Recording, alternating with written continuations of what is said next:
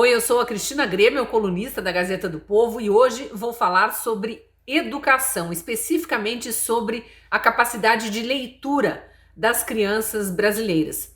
Pela primeira vez, o Brasil participou de um exame internacional de progresso em leitura para crianças pequenas. É diferente do PISA, aquele programa que é aplicado internacionalmente também a cada 5 anos, se não me engano, com adolescentes. Também avalia a capacidade de leitura, mas de adolescentes. Agora, o Brasil participou do PIRLS, que é um estudo internacional de progresso em leitura, né? Na sigla em inglês, PIRLS. Escreve com I, né? Muita gente pronuncia PIRLS, mas é PIRLS.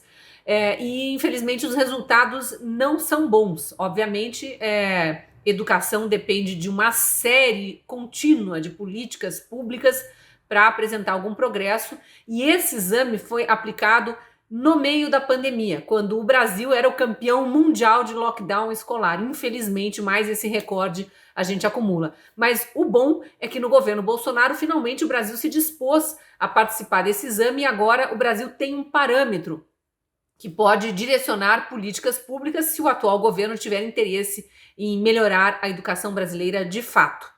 Eu converso com o ex-secretário nacional de alfabetização, Fábio Gomes, o último a ocupar esse cargo depois da saída de Carlos Nadalim, que também foi entrevistado aqui na coluna em outras oportunidades. Você pode procurar a entrevista aí e vai encontrar, muito boa, explicando sobre as políticas públicas que o então governo Bolsonaro tinha para a área de alfabetização. A secretaria foi extinta no governo Lula, mas muita coisa ainda pode ser feita, e essa entrevista vai mostrar qual é o papel que nós, pais, avós, professores, eventualmente, podemos ter para melhorar a capacidade de leitura dos brasileiros. Assista a entrevista. Eu estou aqui então com o Fábio Gomes, que foi o último secretário nacional de alfabetização do Brasil, né? Trabalhou até 31 de dezembro de 2022, porque já no início do governo Lula essa secretaria foi extinta. Foi uma secretaria que existiu nos 4 anos do governo Bolsonaro. E antes era diretor nacional de políticas de alfabetização, portanto, uma pessoa que tem todas as informações que a gente precisa para explicar, né, Fábio? Obrigada pela entrevista, para explicar para nós aqui, para os assinantes e para os seguidores da Gazeta do Povo, o que é esse exame, afinal, que teve os resultados anunciados hoje e que não colocaram o Brasil numa situação muito boa em termos de aprendizado de leitura, né? É isso? Perfeito. Cristina, obrigado pela oportunidade de trazer essas informações importantes, né, para as pessoas. De certa forma, é um assunto bastante técnico, então acaba ficando, digamos, amontoado atrás de várias coisas de caráter político, né, muitas vezes. Mas vamos lá. Os resultados, de fato, foram bastante insatisfatórios, né? O PISA é um exame super famoso e que se refere a uma avaliação de adolescentes, né? No caso, 15, 16 anos. Né? Então, a gente já tinha, por exemplo, mais da metade, aproximadamente metade dos adolescentes indicado na avaliação do PISA que não tem um nível suficiente de leitura, de escrita, para exercer a cidadania. E agora, com o PIRLS é aplicado no 4º ano. Né? Então, mal comparando, vamos colocar assim, é como se fosse um PISA da leitura para crianças, certo? Só que o PISA é muito mais famoso, muito mais divulgado. E o PIRLS, apesar de menos divulgado aqui no Brasil, principalmente porque nunca foi aplicado antes, né? Então, Isso eu queria, foi a desculpe te primeira... cortar, eu queria que você explicasse bem isso. Foi a primeira vez, bom, foi a primeira vez que o Brasil teve uma Secretaria Nacional de Alfabetização. Acho que isso explica por si só porque foi a primeira vez que o Brasil se candidatou a integrar esse exame internacional aí e disponibilizou isso, né? Mas Perfeito. por que é interessante que o Brasil tenha entrado, embora, imagino que vocês, já na época em que aceitaram participar, já soubessem que os resultados não seriam bons para o Brasil? Ah, não, perfeitamente esperado, né? A gente já esperava. A gente não apenas aceitou participar, Cristina, como na verdade foi a Secretaria de Alfabetização que colocou o Brasil nesse circuito, né? O Brasil é signatário da organização que faz o exame PIRLS, né?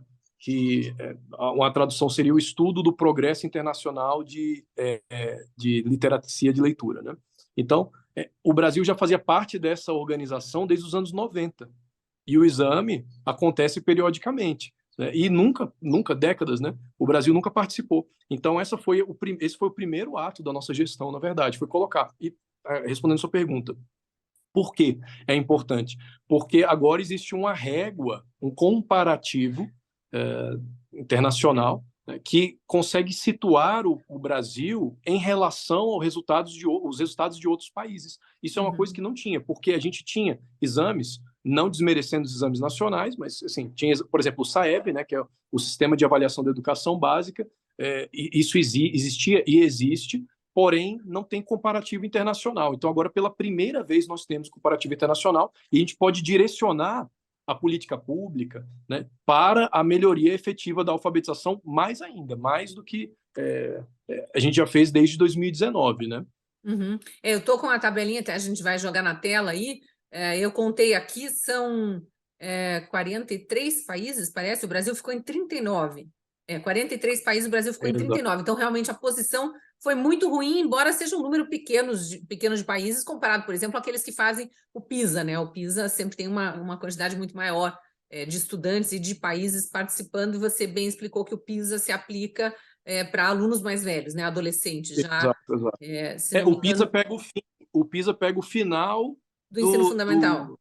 do ensino médio, já no ensino médio, Já no né? ensino médio, então. Isso, ou É seja, até pega o mais final da grave. educação básica. Me Exato. corrija se eu estiver errada, Fábio, mas é até mais grave, porque se o adolescente, já no fim do ensino médio, não sabe ler ainda, é muito mais grave do que as crianças nessa faixa etária aí que estão no quarto ano, que ainda tem um tempo para recuperar o prejuízo, digamos assim. Sim, é verdade que em si é mais grave um adolescente ter uma dificuldade muito grande na leitura. Entretanto, na verdade, uma coisa é efeito da outra, sabe? Então, os adolescentes que estão em dificuldade de leitura são aqueles que não aprenderam a ler corretamente lá Na atrás, quando eles infância. deveriam na alfabetização. Pois é, então a gente trabalhou, né, durante esses 4 anos passados para que a gente conseguisse trazer as melhores evidências científicas, tanto para o ensino da língua portuguesa e da matemática, trazendo avaliações, trazendo formações de professores, trazendo aplicativos, né? Tem o Grafogame, que é um aplicativo que fez um sucesso estrondoso, né? Mais de 1,5 milhão de downloads, disponibilizado gratuitamente. Enfim, teve vários...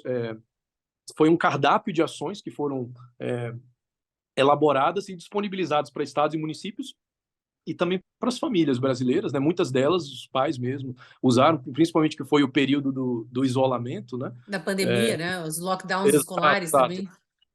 Isso daí, na verdade, teve um caráter extremamente disruptivo para a educação. O Brasil foi o país que ficou mais tempo, digamos assim, com as escolas fechadas, né?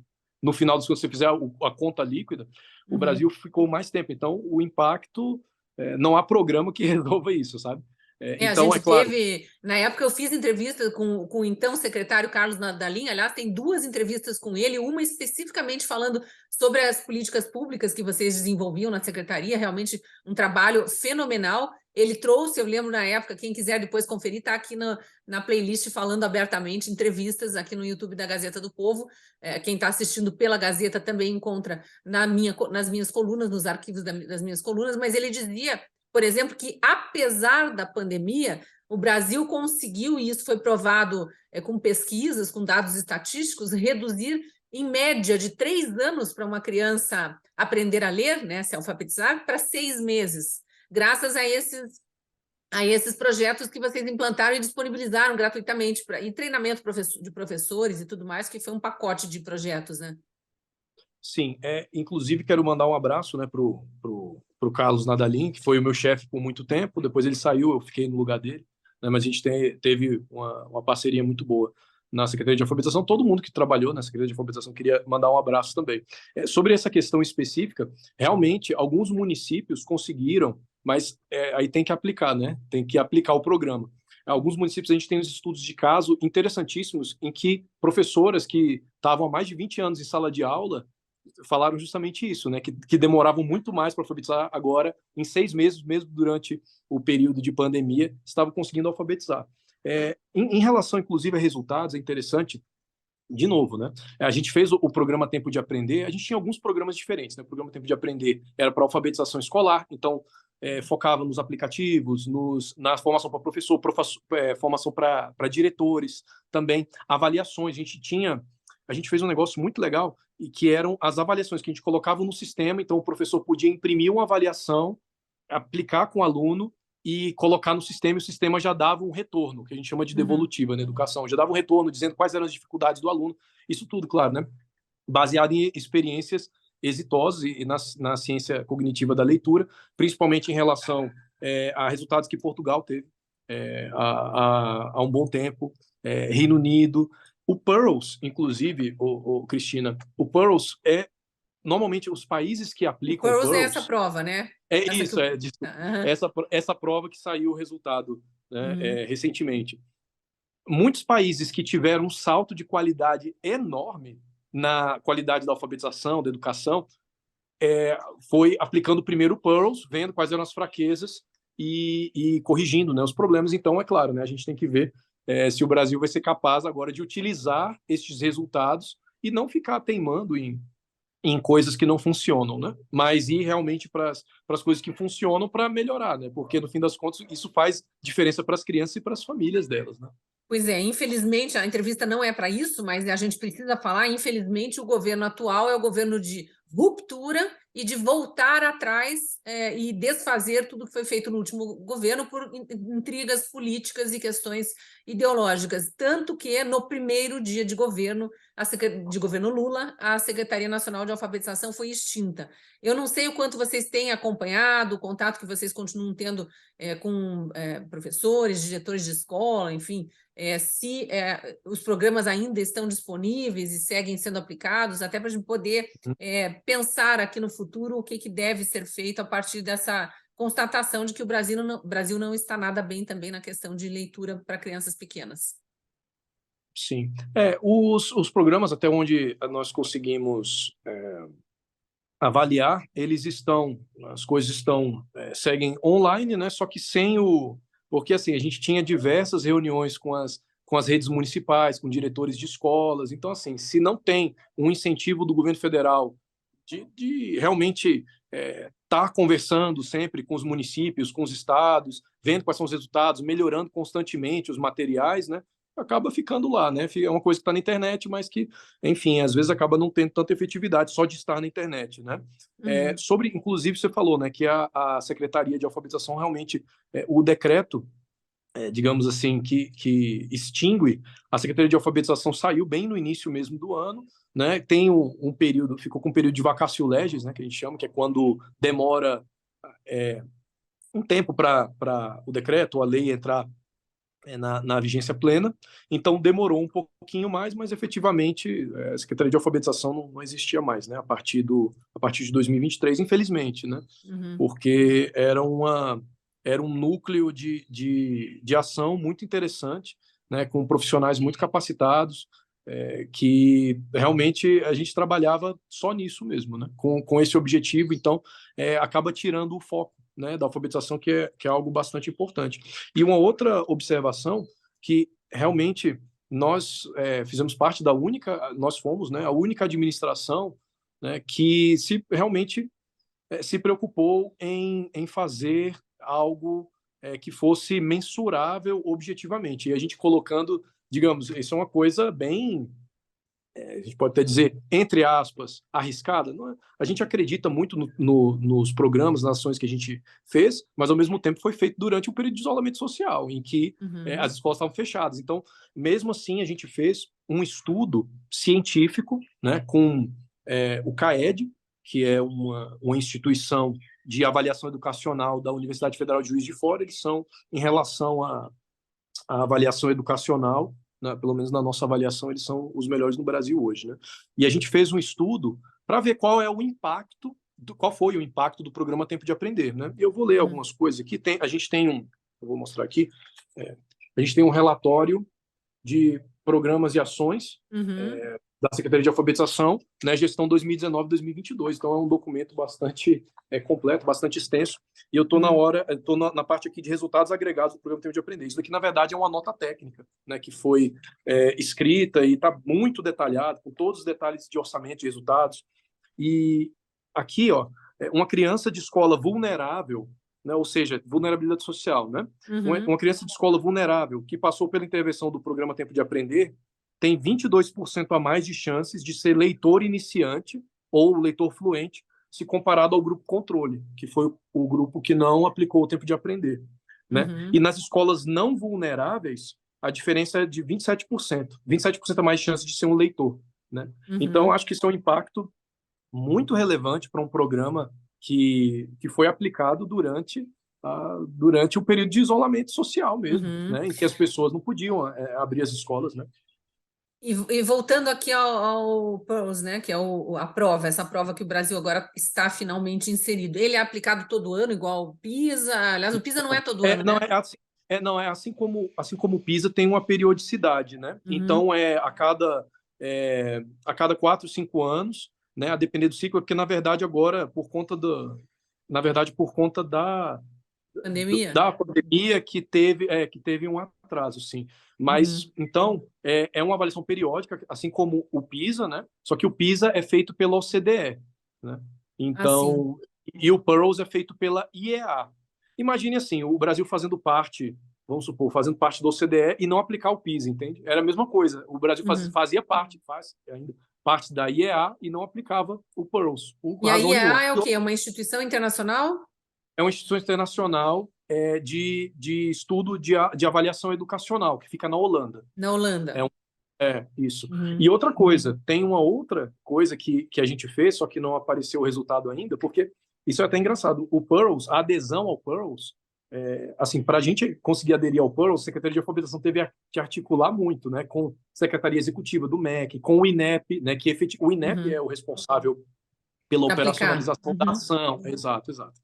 Então, nossa, foi um trabalho muito grande, né? Só que tem uma outra ação também bem legal, que é muito parecida, que é da IEA também, é um teste chamado TEAMS. Então, se o Pearls é da leitura, o TEAMS é da matemática e das ciências, entendeu? Uhum. Então, o Brasil também está no TEAMS. Então, a gente colocou, só que o TEAMS é feito em num período intercalado com o Pearls, entendeu? Já teve o Mas primeiro, né? não, não. Então teve a participação do Brasil no Pearls, né? Uhum. Ah, E o o próximo Teams é o ainda não Teams. teve.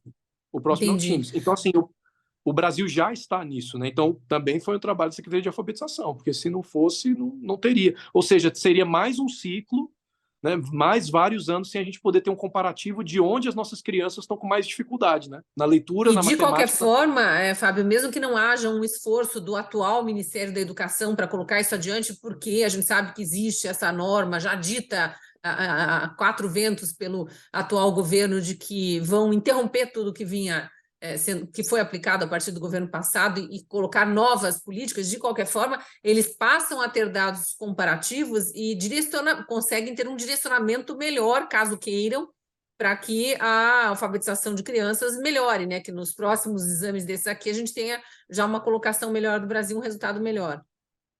Aí que tá, caso queiram, né? Espero que queiram, né? Eu torço para todas as gestões, né? Nunca poderia torcer contra uma gestão de um órgão em que eu trabalhei e realmente dei muito esforço, sangue, também outras pessoas que trabalharam junto, né? Então a gente nunca poderia, de forma alguma, torcer contra. Espero que eles consigam fazer políticas que tenham tendência de reversão, né, desses resultados. Porque esse é o primeiro ponto da série histórica, né? Esse é o primeiro Uhum. ponto da série histórica, então a gente não tinha nenhuma comparação. Mas eu espero sim que consiga e vamos ver, né? Agora resta a nós esperar e também cobrar, né? Como sociedade. É até uma observação importante. É muito é muito interessante que as pessoas saibam o que é o Pearls, o que é o Teams, o que é o PISA, desses resultados, porque a cobrança da sociedade, quando a gente pensa, por exemplo, né, por exemplo, da maioria dos cidadãos, né, seriam, vamos supor que a gente poderia colocar como se fossem pessoas mais conservadoras ou de direita ou coisa do gênero, Uhum. né? Você pensar nisso, né? A cobrança fica muito no âmbito da política, o que é bem razoável, né? Você tem que cobrar os políticos, mas Uhum. também tem que ter uma cobrança de nível técnico maior, sabe? Então, já passou da hora realmente digamos, o que a gente chama de maioria silenciosa, né? Também ter um movimento no sentido de cobrar efetivamente uma política pública mais efetiva, né? Não só as pessoas em si que estão lá ou não, sabe? Mas uma política pública mais efetiva. E é claro, isso daí vem a Mas partir da você diz no informação. sentido de cobrar das escolas mesmo, dos professores, dos Não, diretores, pedir cobrar, reuniões, não. eu digo cobrar do governo, né? Que Uhum. aplique boas políticas Ah, públicas. Por sim. exemplo, de que não desfaça políticas públicas boas, entendeu? Ou que não Uhum. faça políticas públicas ruins, entendeu? Ou seja, Uhum. para as pessoas realmente, por exemplo, ver, o governo está fazendo tal coisa, isso aqui é bom ou não é? Porque, claro, a gente vê, tem várias situações bem complicadas, né, acontecendo no país hoje em dia, que acabam, talvez, entre aspas, preocupando mais as pessoas, entendeu? Então, Uhum. questões políticas complicadas, mas a gente não pode esquecer. Até para todos, assim, para a maioria, se for para pensar, né? Para a maioria dos governos, se você para pensar, não tem muito foco em educação propriamente. O governo passado foi um governo que realmente teve uma gestão muito legal na educação, mas isso é raro, isso é um pouco mais difícil de acontecer, entende? E, Uhum. por exemplo, isso eu digo um negócio que é um mérito muito, muito grande do governo passado, do governo Bolsonaro, né, que é o governo passado, que é o seguinte: eu estava lá desde do período da transição governamental, né? Ou seja, Uhum. desde 2018. Inclusive, é curioso, né, que eu nem conhecia o Carlos Nadalim, né, que depois passou a Uhum. ser secretário e eu fui substituto dele. A gente se conheceu nesse contexto da transição. Você E uma coisa pegou que eu todas aquelas trocas de ministro também, que foram todos, questões eu vi políticas e todos. polêmicas bem complicadas, mas a equipe era técnica e seguiu fazendo o trabalho, né? Sim, vimos todos os ministros, né? Fomos a única equipe que ficou até o final, né? Então, Uhum. isso diz alguma coisa, né?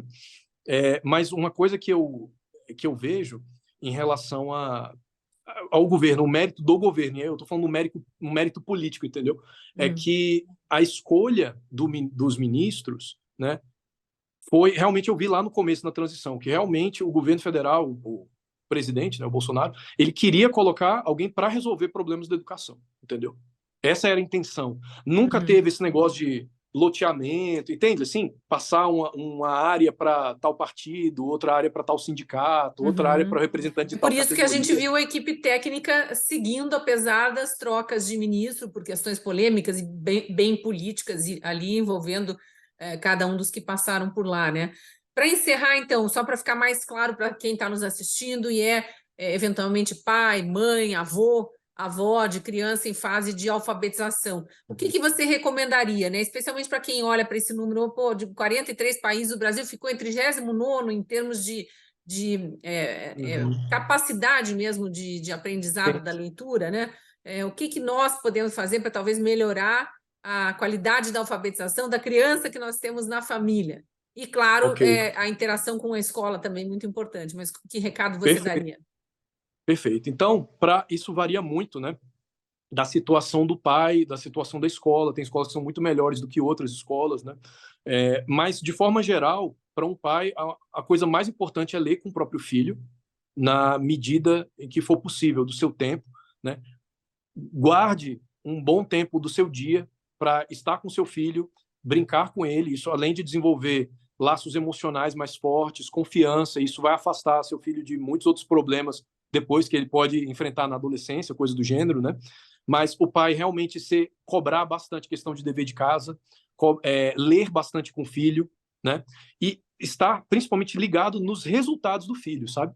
Porque, por exemplo, às vezes a gente vê uma criança que está, eu vi, né?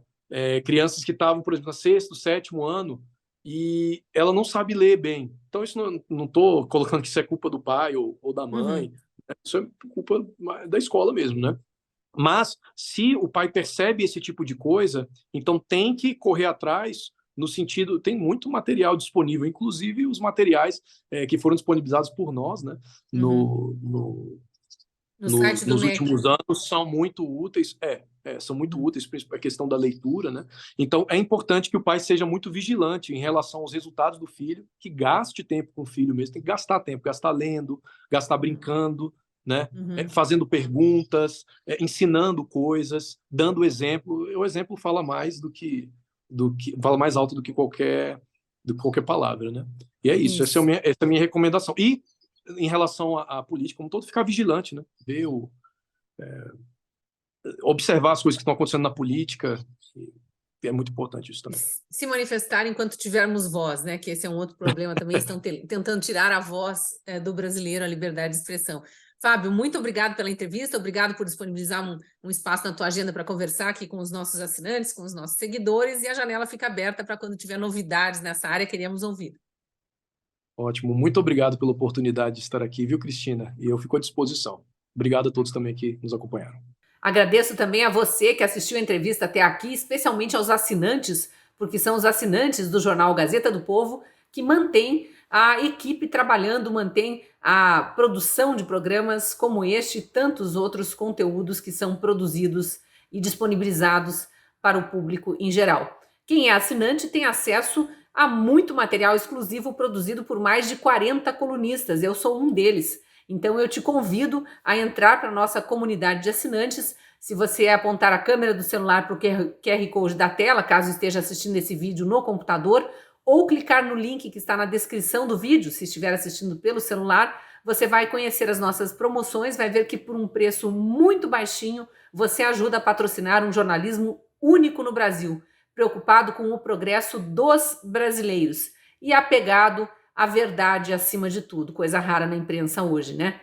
Então eu te espero lá na Gazeta e até o próximo vídeo.